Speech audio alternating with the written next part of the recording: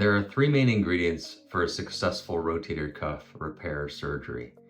The first ingredient is a surgeon that knows how to do the repair. Obviously you need to find somebody who is good at their craft, somebody who's been practicing for a while, and somebody that has done a lot of the procedure. There's also a second thing, which is a patient that will take care of the repair. As we know, tendons take about 12 weeks to heal. They form these roots called Sharpie's fibers.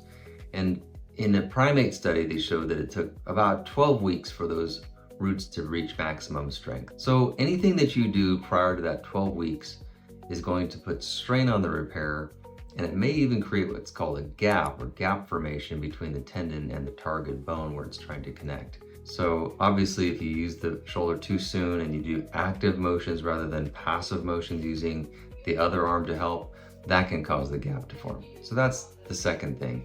The third thing is a little bit more complicated, and that is your biology.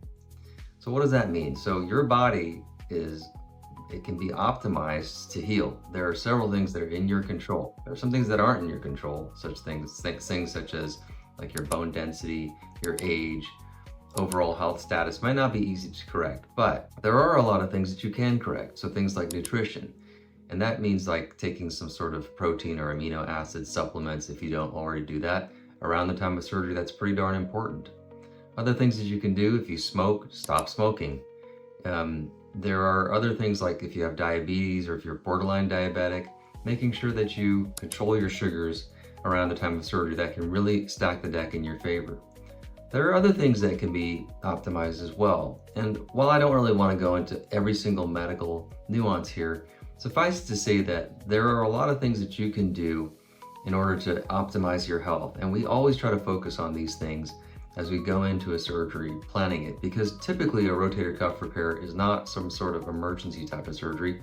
It's the type of thing that can be planned sometime in the next, say, if you've known that you've got a rotator cuff tear, you can plan that surgery for, say, 3 months from now, or even 6 months down the road, and you can still have a good outcome even if you delay it. So sometimes actually optimizing your health and nutrition and habits as you look forward to a surgery can be worth the time and delay in order to make sure that you are hitting on all cylinders when your shoulder comes time to heal from this surgery. I hope this information was helpful. If you found it helpful, or if you think that somebody else might benefit from it, please share it with them, or you can also hit the like or subscribe button. Thanks again, and we'll see you soon.